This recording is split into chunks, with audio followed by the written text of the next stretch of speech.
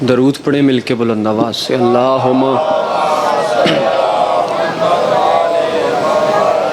اجازت ہے جی بات شروع کی جا سکے؟ مجلس حسین کا تعارف پڑھنا ہے اور اسی پہ آپ کو سلام کر جانا ہے۔ ایک جملہ صرف فضیلت کا اور 2-3 جملے صرف مصیبت کے، اور اسی پہ طالب دعا ہو جاؤں گا۔ پہلا جملہ، کیا ہے مجلس؟ کیوں ہے مجلس؟ کس وجہ سے ہے یہ مجلس؟ جھوٹ کے سمندر میں تھپیڑے کھاتی ہوئی انسانیت جس سچائی کے جزیرے پہ آ کے سکون محسوس کرتی ہے اسے مجلس حسین کہتے ہیں۔ مولا آپ کی عزتوں میں اضافہ فرمائے۔ بس میری حاضری ہو گئی، بس اسی حاضری پہ ہی آپ کو سلام کر جاؤں گا۔ دوسرا تعارف ذکر حسین کا، کیا ہے مجلس؟ کس وجہ سے ہے یہ مجلس؟ اس نفسا نفسی کے عالم میں، اس افراتفری کے دور میں، سسکتی پلکتی تڑپتی ہوئی انسانیت جس کے گھر میں آ کے پرسکون ہو جاتی ہے اسے ذکر شبیر کہتے ہیں۔ یہ مجلسیں میری قوم کا وطیرہ نہیں، ہماری عبادت ہیں۔ یہ ہمارا شغل نہیں، ہمارا عقیدہ ہے۔ زمانہ ہم سے سوال کرتا ہے اتنے سال ہو گئے تم آج تک عزاداریاں کر رہے ہو، تم حسین کی مجلس میں آتے ہو، زنجیر زنیاں کرتے ہو، تابوت اٹھاتے ہو، تم اس سے ملتا کیا ہے؟ ذکر حسین کا پہلا اور سب سے بڑا تعارف یہ ہے کہ ابلیس نماز میں آ سکتا ہے، ذکر حسین میں نہیں آ سکتا۔ ابلیس نماز میں آ سکتا ہے، تصور کو بھٹکا سکتا ہے۔ آئے کوئی بندہ ذکر حسین میں اور کہے کہ اس کے تخیل میں کچھ تھا، اس کے خیال میں کچھ تھا۔ سادات و غیر سادات، سب سے پہلی مظلوم ہے شہزادی بطول جو شوہر کا حق منواتے ہوئے زخمی ہو گئے۔ جنہوں نے ہائے کہا ہے تمہارا پرسہ مولا قبول فرمائے، جو بندے ہائے نہیں کر سکے، میں دوسرا جملہ مصیبت کا پڑھنے لگا ہوں تمہاری آنکھ سے آنسوؤں کو جاری کرنے کے لیے۔ واحد مظلوم ہے شہزادی بطول جو آدھے سے زیادہ زخم جس بی بی نے اپنے شوہر کو بھی نہیں بتائے۔ پتہ نہیں تو کس خیال میں تھا۔ میں مصیبت کے 2 جملے پڑھوں گا اور اپنے بادشاہ کو ٹائم دوں گا۔ گزارش کی ہے، یہ وہ مظلومہ بطول ہے جس نے آدھے سے زیادہ زخم اپنے شوہر علی کو بھی نہیں بتائے۔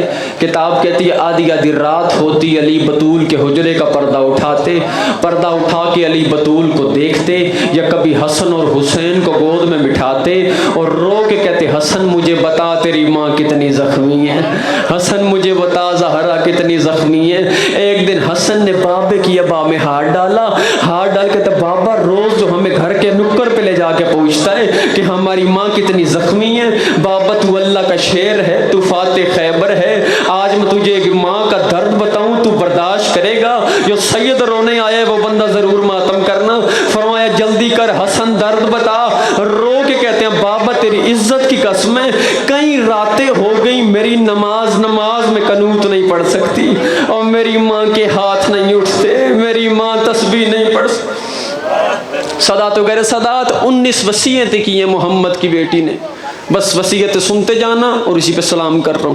پہلی وصیت، یا علی میرے جنازے کا اعلان نہ کرنا۔ دکھ ہوا مجھے اس شیعہ پہ جو بیٹھا بھی ذکر میں تھا اور اس کے سینے سے ہائے نہیں نکلی۔ یا علی میرے جنازے کا اعلان نہ کرنا۔ اب اس کی شرح پڑھنے لگا ہوں جو سید رونے کے لیے آئے ہو۔ بی بی نے کہا جب یا علی میرے جنازے کا اعلان نہ کرنا، علی کی آواز آئی بطول کیا وجہ ہے؟ کیوں نہ جنازے کا اعلان کروں؟ جس گھر میں ماں بہن بیٹی ہے وہ بندہ ضرور ہائے کرے گا۔ بی بی رو کے کہتی یا علی رش نہ کرنا، ابھی میری زینب بڑی چھوٹی، یا علی ابھی میری زینب کو جلتا ہوا دروازہ نہیں بھولا، ایسا نہ ہو تو میرے جنازے کا اعلان کرے، لوگ آگ لے کے پھر جنازے پہ یا علی میرے جنازے کا اعلان نہ کرنا۔ دوسری وصیت، یا علی کوشش کرنا میرا جنازہ رات کے اندھیرے میں اٹھانا۔ یا علی روز میری قبر پہ آنا، مجھے میرے بچوں کے حالات سنانا۔ اگلا جملہ شیعوں کے لیے پڑھنے لگا ہوں، سنی جو بھی ہے ہمارا مہمان ہے، شیعہ بندے کے سینے سے داد نکلنی چاہیے اور اس جملے پہ رونا بھی تمہارا حق بنتا ہے۔ چوتھی وصیت کی محمد کی بیٹی نے، رو کے کہتی یا علی کوشش کرنا میرے بعد دن کی روشنی میں گھر نہ آنا۔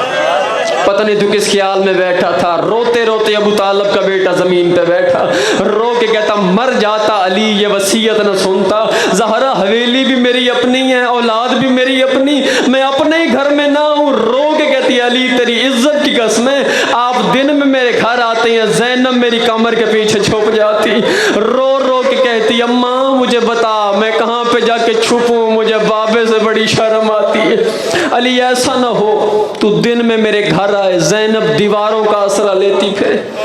बीबी ने कहा या अली कोशिश करना दिन की रोशनी में घर ना आना, आखिरी वसीयत और अपने भाई को टाइम दूंगा। सारी जिंदगी तुमने जाकरों से सुना कि अली ने बतूल का जनाजा आधी रात को उठाया था, बस मैं इसकी वजह पढ़ूंगा और आपसे दुआ वसूल करूंगा। सारी जिंदगी तुम्हें जाकरों ने बताया, खतीबों ने सुनाया कि अली ने बतूल का जनाजा आधी रात को उठाया था। अब मैं वो वजह पढ़ूंगा जो सैयद रोने के लिए आया है। किताब कहती आधी रात होती, अली फरमाते हसन हुसैन जल्दी करो माँ का जनाजा उठाओ। हसन और हुसैन माँ का जनाजा उठाते, या घर का मरकजी दरवाजा आता, अली की आवाज़ आती हसन ज़रा जहरा का जनाजा वापस लेके चला जा। किताब कहती है 7 मरतबा जनाजा मरकजी दरवाजे पे आया, 7 मरतबा जनाजा अली ने वापस भेजा।